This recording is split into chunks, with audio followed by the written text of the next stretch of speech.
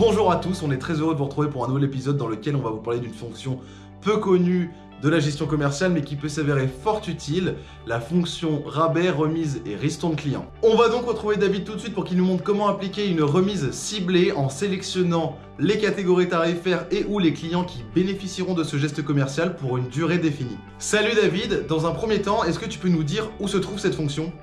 Cette fonction se trouve dans le menu structure au niveau de l'entrée barème et s'appelle rabais, remise et ristourne client. Pour l'occasion, j'ai créé un barème, la nouvelle remise mars 2021. Ce barème va s'appliquer jusqu'au 31 mars 2021 et va s'appliquer en fonction des quantités vendues. C'est-à-dire que en dessous de 10 articles vendus, pas de remise. Entre 11 et 50 articles vendus, une remise de 7,5%, etc., etc. Les autres paramétrages que je peux réaliser dans cette fonction se font en fonction de ce qui va toucher la remise. Donc la remise va s'appliquer sur les articles de la famille bijoux Arg et je vais rajouter un article qui ne fait pas partie de cette famille, un article que je vais donc faire glisser grâce à un glisser-déposer pour l'intégrer dans ma liste. J'aurais pu aussi rajouter cet article par le biais de la fonction affectée. Ce sont les deux méthodes qui me permettent de sélectionner les articles qui bénéficieront de cette remise. Même chose pour les clients et catégories. Ici, je vais faire en sorte que cette remise s'applique au grossiste et à un de mes très bons clients qui lui est détaillant, mais qui va donc pouvoir bénéficier de cette action commerciale.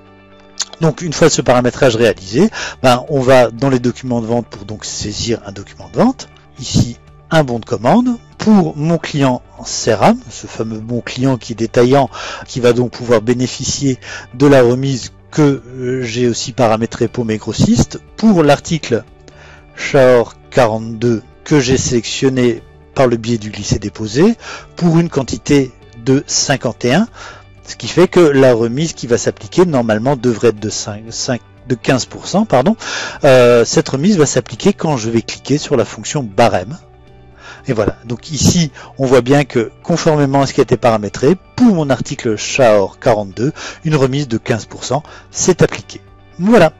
Merci David pour ces explications, mais surtout merci à vous de nous avoir suivis tout au long de cette vidéo. Comme d'habitude, si vous vous rendez dans la partie description en cliquant sur le petit plus pour que la description s'affiche bien, vous retrouverez tous les liens concernant cette fonctionnalité. On arrive déjà à la fin de cet épisode, mais ne vous en faites pas, on va revenir très prochainement avec de nouveaux tutos. Si cette vidéo vous a plu, n'hésitez pas à nous laisser un pouce bleu, mais surtout à nous faire vos retours dans la partie commentaires. Vous retrouverez toutes les actualités de notre chaîne ainsi que de votre solution sur Twitter, donc allez suivre le compte Sedge Support FR. On se dit à bientôt, d'ici là, prenez soin de vous et n'oubliez pas, restez connectés.